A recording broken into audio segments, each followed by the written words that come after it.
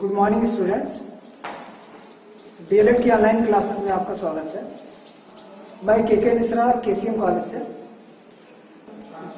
DElEd second semester की math का एक बहुत ही प्यारा सा टॉपिक रेखीय समीकरण लेकर के आया हूं, जिसमें हम सब देखेंगे कि रेखीय समीकरण पे आधारित किस तरह के क्वेश्चंस आते हैं और इसी के साथ एक पॉइंट और सीखेंगे, समीकरण एवं सर्वसमीका में अंतर।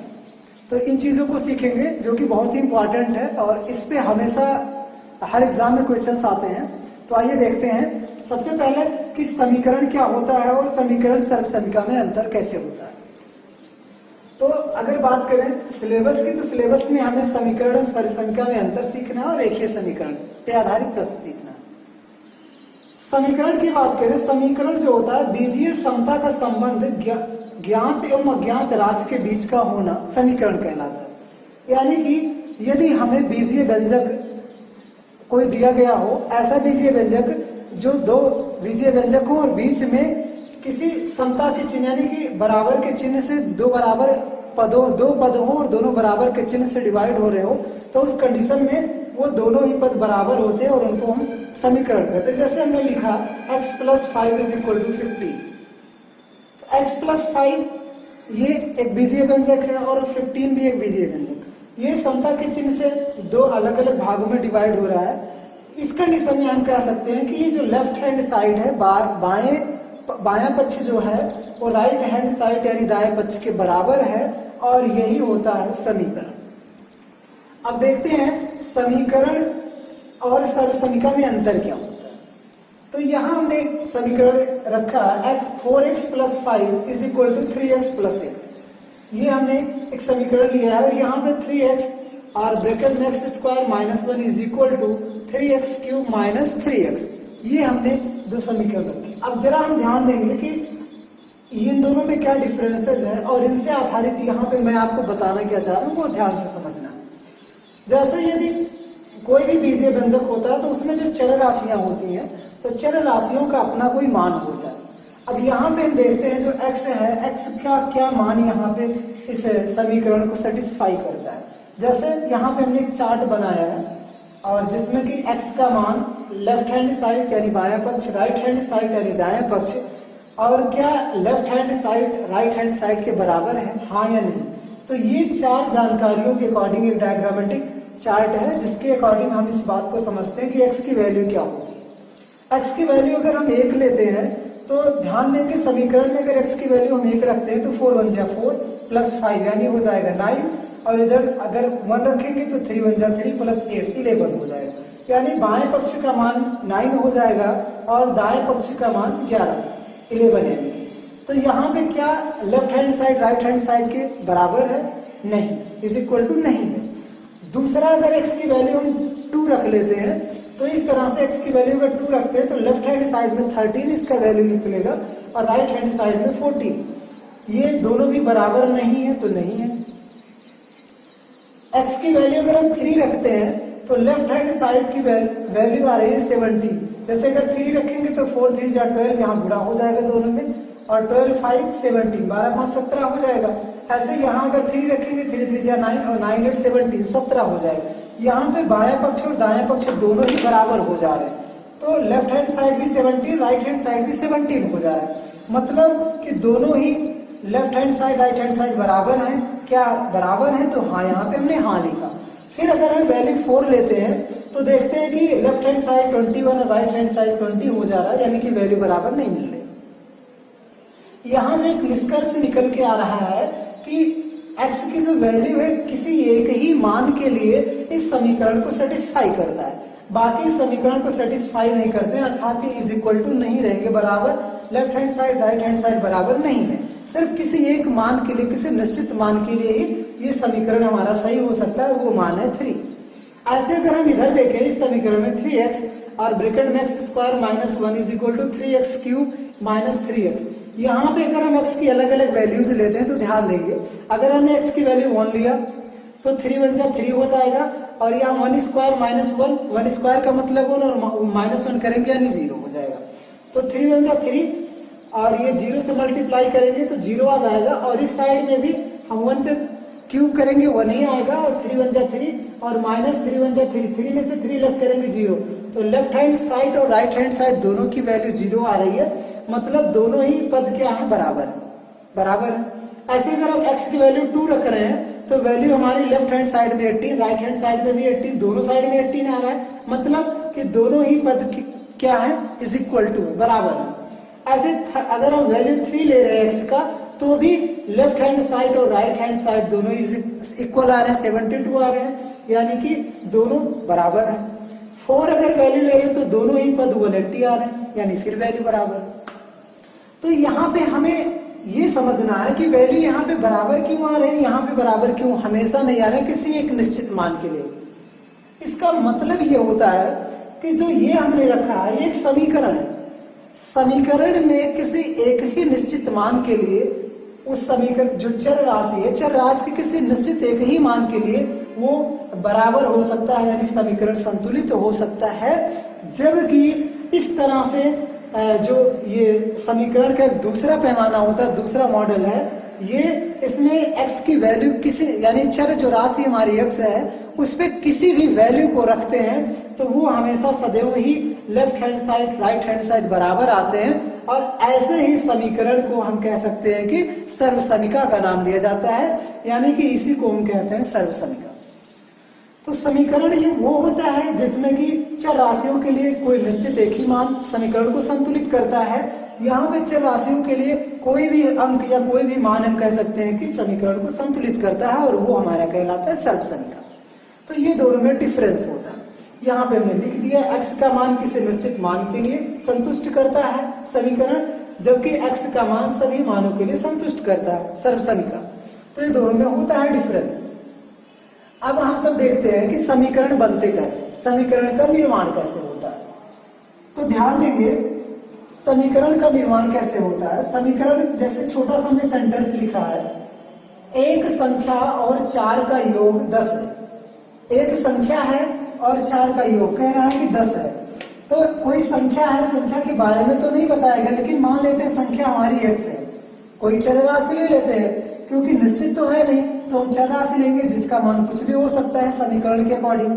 तो हम एक संख्या मान ली x है और 4 का योग, योग मतलब जोड़ होता है, तो यानी कि +4 4 लिखेंगे, कह रहा का योग 10 है, इज इक्वल टू क्या है 10। तो यहाँ पे हम देखेंगे कि x + 4 इज इक्वल टू 10। ये हमारी ये जो हमारा सेंटेंस है ये इस छोटे से फॉर्मेट में लिख दिया जाता है, और इसी को हम कहते हैं समीकरण। तो इस तरह से हमारे समीकरण का निर्माण होता है। दूसरा सेंटेंस है, यदि किसी संख्या से 7 घटाएं, 7 को घटाया जाए तो 12 प्राप्त होता है। मतलब कि अगर हम संख्या x मान लें और उसमें से 7 घटाया यानी -7 कर दें तो हमें क्या प्राप्त होता है, इज इक्वल टू 12, 12 प्राप्त होता है। तो इस तरह से हमारा ये भी क्या है, एक समीकरण बन जाएगा। समीकरण इस तरह से बन जाता है। ऐसे थर्ड स्टेप में a का 10 गुना 70 है। a क्या है, a एक चर राशि है। a क्या है, एक चर राशि है, यानी कि a का 10 गुना, अर्थात अगर हम a में किससे गुणा कर दे, 10 से गुणा कर दे, a × 10 कर दे तो a × 10 यानी 10 ये हो जाएगा। तो ये इज इक्वल टू कह रहा है किसके, 70 के। तो ये भी हमारा एक समीकरण बन जाएगा। ऐसे है x का 3/4 15 है। x का 3/4 का मतलब है कि x हमारा हो गया क्योंकि एक चर राशि है। x का 3/4 का मतलब होता है गुणा, यानी x गुणे 3/4 का मतलब होता है 3/4। x गुणे 3/4 क्या कह रहा है, 15 है, यानी इज इक्वल टू 50। ये तो ये भी क्या है, हमारा एक समीकरण बन जाता है। तो इस तरह से अगर ध्यान दें तो यहाँ पे हमें इस तरह से समीकरण मिलते हैं। यहाँ पे 4 इधर चला जाएगा तो मल्टीप्लाई हो जाएगा, इंटू 4 आ जाएगा, यानी x × 3 इज इक्वल टू 60। ये हमारा समीकरण बन जाएगा। तो इस तरह से समीकरण का निर्माण होता है। हमारे बड़े बड़े सेंटेंसेस समीकरण के अकॉर्डिंग बहुत ही छोटे से स्पेस में लिखे जा सकते हैं, या कि छोटे से सेंटेंस के रूप में इसको चेंज कर दिया जाता है। बड़े बड़े सेंटेंस को मैथमेटिकल सेंटेंस में चेंज कर दिया जाता है, और इसी को हम समीकरण का नाम देते हैं। समीकरण की एक सबसे बड़ी खासियत ये होती है कि हमेशा इसके बीच में एक समता का चिन्ह होता है, बराबर का। समता का चिन्ह होता है, बराबर का हमेशा ही होता है। तो ये समीकरण की पहचान होती है। अब बात करेंगे समीकरण को कैसे सॉल्व किया जाए। तो समीकरण को हल करने की विधियां, अगर समीकरण को हल करने की विधियों पे ध्यान दें तो समीकरण विभिन्न प्रकार के होते हैं। तो हल करने के लिए वेरिएशंस होते हैं, डिफरेंट मेथड्स यूज करते हैं। इसमें से एक पहला मेथड है प्रयत्न एवं भूल विधि। जैसा कि आप लोगों ने एजुकेशन में सीडीपी में ट्रायल एंड एरर मेथड पढ़ा, तो उस तरह से प्रयत्न एवं भूल विधि पे आधारित समीकरण को हल किया जाता है। अब कैसे करते हैं ध्यान देंगे। मान लीजिए हम एक समीकरण छोटा सा लिखते हैं 2x plus is equal to 8। 2x plus 2 is equal to 8, ये एक हमने समीकरण रखा है। अब यहाँ पे जो हमारी चर राशि है x, इस मेथड के अकॉर्डिंग जब हम इसको सॉल्व करते हैं तो यहाँ पे हमें पता नहीं है कि हमारा चर राशि का वैल्यू क्या होगा। तो वैल्यू पे हम बहुत सारे नंबर्स को रख करके और चेक करते हैं, जो हमारे समीकरण को सेटिस्फाई करता है वही हमारा आंसर हो जाता है। अब जैसे अगर हम 1 को यहाँ पे रख लें तो हो जाएगा 2 और 1 का मल्टीप्लाई हो जाएगा, इन दोनों के बीच में गुणा हो रहा है। तो 2 1 जा 2 यानी 2 आ जाएगा और प्लस 2 4 हो जाएगा, यानी बराबर 4 आएगा। तो हमारा समीकरण सेटिस्फाई नहीं होगा। यानी अगर हम x इज इक्वल टू 1 ले लें तो हमारे इस समीकरण की वैल्यू आ रही है 8। सॉरी, x अगर 1 लेते हैं तो 2 1 जा 2 प्लस 2 4 आ जाएगा।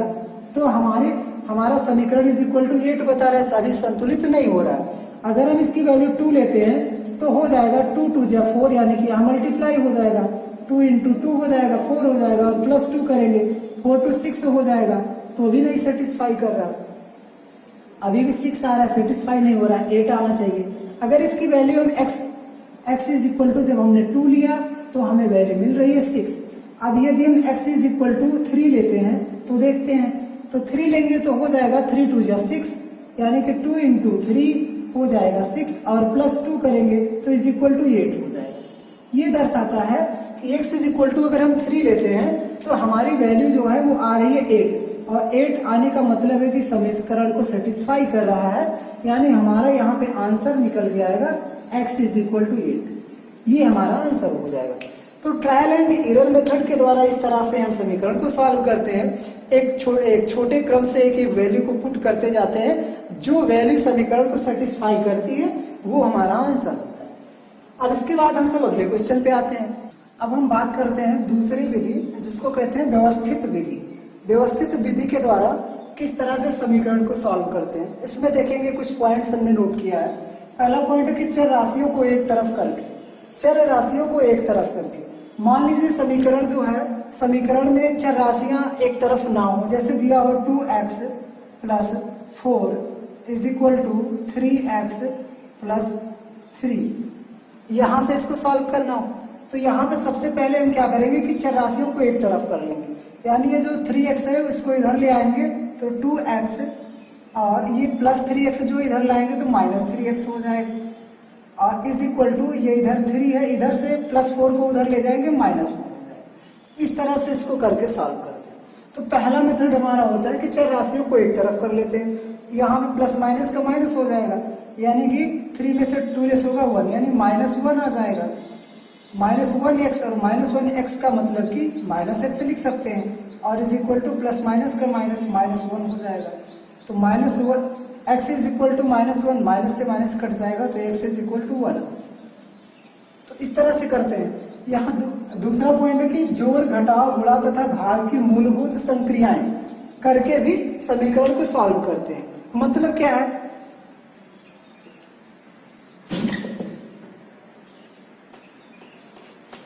मतलब है कि समीकरण जो दिए होते हैं, समीकरण में हम कुछ संख्याओं को जोड़ सकते हैं, घटा सकते हैं, गुणा कर सकते हैं, और भाग करके भी समीकरण को सॉल्व करते हैं।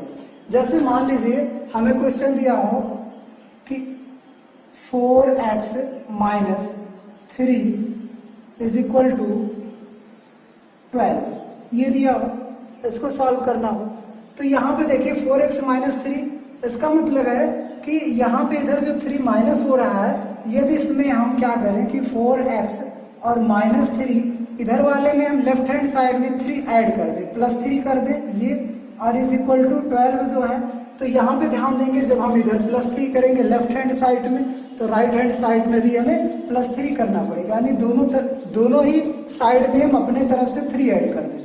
इस कंडीशन में ध्यान देंगे, यहाँ पर हमने नोट में लिखा भी है कि समीकरण के दोनों तरफ सदैव समान संख्या जोड़ी जाती है या घटाई जाती है। जब भी हमें किसी संख्या को जोड़ना हो, एडिशनल या घटाना हो, तो समीकरण के दोनों तरफ अगर उसी संख्या को जोड़ते या घटाते हैं तो हमारे मान पर, समीकरण की वैल्यू पर कोई फर्क नहीं पड़ता है। सॉल्व करने के लिए हम इधर +3 कर दें, इधर +3 कर दें। अब क्या कर सकते हैं, अब देखिए कि जो 4x है, 4x और ये -3 +3 ये हो जाएंगे, ये कट जाएंगे, यानी कि इनकी वैल्यू खत्म। इज इक्वल टू यहाँ पे ये 3 ऐड हो जाएगा, 12 3 15 हो जाएगा, यानी कि 4x इज इक्वल टू 15, तो x इज इक्वल टू 15/4। ये 15/4 जो होगा ये हमारा x की वैल्यू हो जाएगी। ऐसे घटाने का भी प्रोसेस होता है। घटाने के लिए क्या है कि मान लीजिए यही क्वेश्चन है, यहाँ पे अगर ऐड हो रहा हो, ये 3 ऐड हो रहा हो, +3 हो रहा हो, उस कंडीशन में हम क्या कर सकते हैं कि यहाँ पे इस कंडीशन में देखें +3 हो रहा है, तो इसको हम हटाना चाह रहे हैं। कुल मिलाकर के हमें x को एक साइड में रखना है, बाकी चीजों को हटाना है। तो इस कंडीशन में हम +3 को हटाएंगे। कैसे हटा सकते हैं, -3 ऐड करके, यानी कि 4x में यदि हम +3 था, इसमें हम ऐड कर दें -3। अब -3 ऐड करने का मतलब है इस तरह से -3 ऐड कर रहे हैं, और इज इक्वल टू यहाँ 12 है, तो यहाँ पे भी -3 हमें करना पड़ेगा, तो कर देंगे, यानी कि 4x और +3 और प्लस माइनस का माइनस हो जाएगा, और ये -3 यानी और +3 ये फिर कैंसिल हो जाएंगे दोनों, और इज इक्वल टू हो जाएगा 12 में से 3 लेस होगा 9।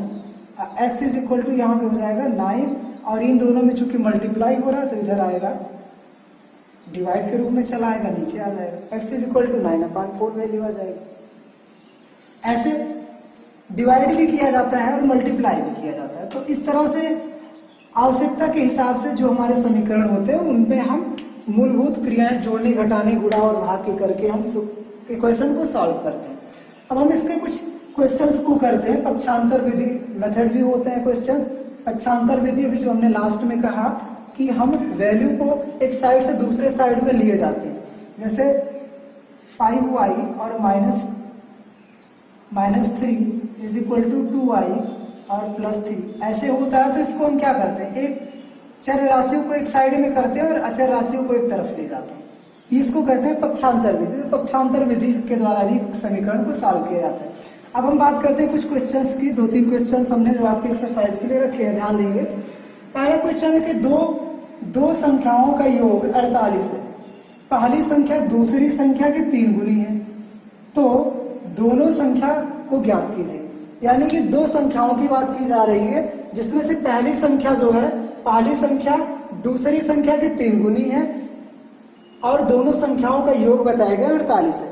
तो यहाँ पे देखिए संख्या पता नहीं है, दोनों ही संख्या नहीं पता है, लेकिन संख्या को हम कैसे सॉल्व करेंगे। संख्या को हम मान लेते हैं, हम सॉल्यूशन में क्या करेंगे कि माना कि पहली संख्या जो हमारी है, पहली संख्या जो हमारी है वो x है, x मान लेते हैं। तो अगर हम पहली संख्या को x मान लेते हैं तो उस कंडीशन में हमारी जो दूसरी संख्या, पहली संख्या दूसरी संख्या की 3 गुनी है, दूसरी संख्या की 3 गुनी है पहली संख्या।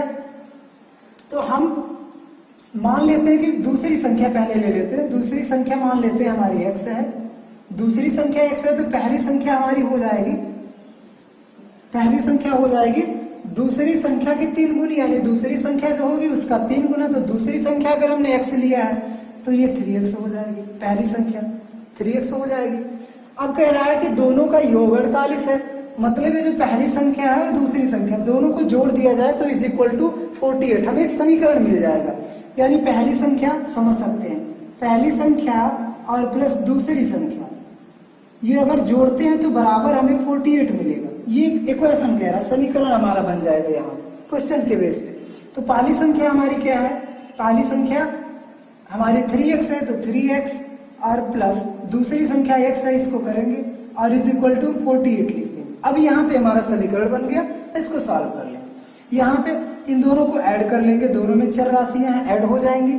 यहाँ पे 1 छुपा होता है, यानी कि 3x और 1x जोड़ेंगे तो 4x हो जाएगा। 4x इज इक्वल टू 48 ये हो जाएगा। तो x इज इक्वल टू क्या हो जाएगा, 48 और ये यहाँ पे गुणे में है, उधर जाएगा बटा में हो जाएगा बटा 4 and x is equal to 48/4। 4 से भाग देंगे तो 4 से एक बार में ये कट जाएगा और 4 से 4 एकम 4, 4 दूनी 8, ये कट जाएगा। x इज इक्वल टू आ जाएगा 12 यानी x का मान हमारा आ जाएगा 12 और ये 12 हमारी क्या हो जाएगी। पूछा था कि दोनों संख्या को ज्ञात कीजिए, तो x हमारी क्या थी, x हमने माना था पहले, दूसरी संख्या को x माना था यानी दूसरी संख्या हमारी 12 हो गई, दूसरी संख्या हमारी हो गई 12। तो पहली संख्या क्या हो जाएगी, पहली संख्या हमारी हो जाएगी, पहली संख्या दूसरे संख्या से 3 गुना यानी कि 12 3 36, 36 हो जाएगी। तो ये हमारा हो जाएगा आंसर। ओके, अब हम बात करेंगे दूसरे क्वेश्चन की। दूसरा क्वेश्चन हमारा क्या है, ध्यान देते हैं।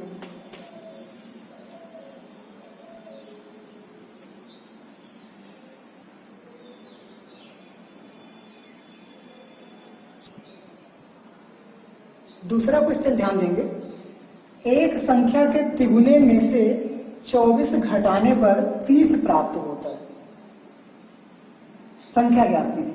क्वेश्चन है कि एक संख्या के तिगुने में से 24 घटाने पर, संख्या पता नहीं है तो संख्या को हम मान लेंगे। माना संख्या हमारी क्या है, मान लिया हमने संख्या हमारी x है। अब कह रहा है एक संख्या के तिगुने में से 24 घटाने पर, तिगुने का मतलब 3x यानी संख्या x है तो इसके 3x से यानी कि 3x से 3 गुना हो गया। तिगुने में से कह रहा है कि 24 घटाने पर 3x माइनस अगर 24 करते हैं तो कह रहा है घटाने पर 30 प्राप्त होता है, मतलब इज इक्वल टू 30। ये हमारा समीकरण बन गया। समीकरण बन गया मतलब कि एक संख्या के तिगुने में से 24 घटाने पर, संख्या हमने x माना उसका तिगुना किए तो 3x हो गया, इसमें से 24 घटाए तो बराबर हमें 30 मिल गया। अब इसको सॉल्व कर लेते हैं। संख्या ज्ञात कीजिए, संख्या निकल जाएगी सॉल्व करेंगे तो 3x minus 24 is equal to 30। अब यहाँ पे माइनस 24 को पक्षांतर करेंगे, उस तरफ ले जाएंगे तो यहाँ पे 3x और माइनस 24 अगर उधर जाएगा बराबर के उस पार जाएगा तो ये हो जाएगा प्लस, उल्टा हो जाता है यानी कि माइनस है तो उधर प्लस हो जाएगा, इधर प्लस रहेगा उधर माइनस हो जाएगा, इधर से गुणा में जाएगा तो उधर भाग में और भाग से जाएगा तो गुणा में। तो दोनों ही साइड में पक्षांतर में हमेशा एक साइड से दूसरे साइड में जाने पे जस्ट अपोजिट हो जाता है। तो माइनस 24 उधर जाएगा प्लस 24 हो जाएगा, प्लस 24 यानी कि 3x इज इक्वल टू, ये जुड़ जाएगा 30 20 50 और 4 54 हो जाएगा। x इज इक्वल टू हो जाएगा 54 यानी 54/3, 3 से कट जाएगा 3 एकम 3, 3 एकम 3 2 24, 3 8 24 यानी x इज इक्वल टू हो जाएगा 18। ये हमें मिल जाएगी x और x को हमने क्या माना, संख्या माना। संख्या हमारी x थी यानी हमारा आंसर हो जाएगा ये 18 हमारा आंसर हो जाएगा। अभी इक्वेशन को अगर आप चेक करना चाहोगे तो भी आपको पता हो जाएगा, आंसर आप कभी भी चेक भी कर सकते हो। इक्वेशन को अगर इसी आंसर को यहाँ रखेंगे, यदि मान लीजिए इसी 18 को हम यहाँ रखते हैं तो यहाँ रखने का मतलब 3, आंसर को चेक करेंगे तो 3 इंटू 18 कर देंगे और माइनस 24 करेंगे इज इक्वल टू 30 आना चाहिए। 18 के 54 हो जाएगा और 54 में से हम घटाएंगे 24, तो 24 घटाएंगे तो बराबर 30 आ जाएगा, यहाँ 30 बराबर 30 हो जाएगा। इस तरह से हमारा आंसर चेक भी हो जाएगा। अब हम बात करते हैं अगले क्वेश्चन की। अगला क्वेश्चन हमारा है जो कि आपके डीएलएड में 14 में आया हुआ था कि पिता की आयु उसके पुत्र की आयु का 4 गुना है। पिता की आयु पुत्र की आयु का 4 गुना है। 6 वर्ष बाद पिता की आयु पुत्र की आयु का 2.5 गुना, नहीं पुत्र की 2.5 गुना से 6 वर्ष अधिक होगी दोनों की वर्तमान आयु। तो क्वेश्चन को थोड़ा सा समझना है, इसको शॉर्ट में समझ लेते हैं कैसे क्वेश्चन क्या कहना चाह रहा है। पिता की आयु उसके पुत्र की आयु का 4 गुना है, तो हमें क्या करना है कि पिता और पुत्र की बात कर रहा है तो हम पिता पहले तो हम पुत्र की आयु ले लेते हैं। जो पुत्र की आयु है वो हम मान लेते हैं x मान लेते हैं। पुत्र की आयु अगर हम x मान लें तो कह रहे हैं पिता की आयु उसके पुत्र की आयु का 4 गुना है, यानी कि अगर पुत्र की आयु x है तो पिता की आयु हो जाएगी, पिता की आयु हो जाएगी 4x, 4 गुना हो जाएगी 4x हो जाएगी। अब कह रहे हैं 6 वर्ष बाद, 6 वर्ष बाद की बात करें तो 6 वर्ष बाद पुत्र की आयु हो जाएगी +6। अगर 6 वर्ष बाद की बात करें तो 6 वर्ष बाद जो पुत्र है, पुत्र की आयु जो होगी वो हो जाएगी, कितनी हो जाएगी एक्स प्लस 6 हो जाएगी, यानी 6x प्लस 6 हो जाएगी। और पिता की जो आयु होगी, तो पिता की आयु 4x है, तो 6 वर्ष बाद पिता की जो आयु होगी, पिता की आयु क्या हो जाएगी, 4x थी वर्तमान में, तो 4x और प्लस 6 हो जाएगी। ये हमें समझना है। x प्लस 6 6 वर्ष बाद किसकी, पुत्र की आयु। 4x प्लस 6 किसकी आयु, पिता की आयु। कब, 6 वर्ष बाद। अब कह रहा है कि 6 वर्ष बाद पिता की आयु पुत्र की आयु की 2.5 गुना से 6 वर्ष अधिक है। पुत्र की आयु, पिता की आयु की बात कर रहा है, पिता की आयु कितना है, 4x प्लस 6। ये जो पिता की आयु है, ये कह रहा है कि पुत्र की आयु यानी 6 वर्ष बाद ही पुत्र की आयु की 2.5 गुना से 6 वर्ष अधिक, यानी कि पुत्र की आयु जो है x प्लस 6, ये जो है पुत्र की आयु अभी 6 वर्ष बाद, ये कह रहा है कि 2.5 गुना हो जाएगी। 2.5 गुना का मतलब 5/2, 5/2 से इसमें गुणा कर देंगे, 2.5 गुना हो जाएगा। कह रहा है कि 2.5 गुना से 6 वर्ष अधिक है, मतलब इससे ये इसका 2.5 गुना और प्लस 6 है, ये सीधे सीधे कहना चाह रहा है। पुत्र जो है, पुत्र की आयु जो है पिता की आयु का 2.5 गुना और प्लस 6 है। अब यहां से हमें एक इक्वेशन मिल जाएगा, समीकरण मिल जाएगा। समीकरण क्या मिल गया, 4x plus 6 is equal to 5/2 और x प्लस 6 प्लस x, ये पुत्र का, ये पिता। अब यहाँ पे समीकरण बन गया। अब समीकरण बन गया, सॉल्व आउट कर लेते हैं। अब देखिए यहाँ पे 4x plus 6 is equal to, ये 2.5 जो है 5/2 के x में गुणा करेंगे तो हो जाएगा 5x/2 हो जाएगा, और 5/2 यानी 6 का 2.5 गुना हो जाएगा 15 हो जाएगा। 6 दूनी 12, 3 15, ये 15 हो जाएगा, और प्लस यहाँ 6 ये ऐड हो जाएंगे, मतलब x का 2.5 गुना किए तो 5x/2, और 6 का 2.5 गुना किए 5/2, तो 6 दूनी 12, 3 15 हो जाएगा, प्लस 6 आ जाएगा। 4x प्लस 6 ये आ गया, is equal to 5x/2 plus 15 plus 6।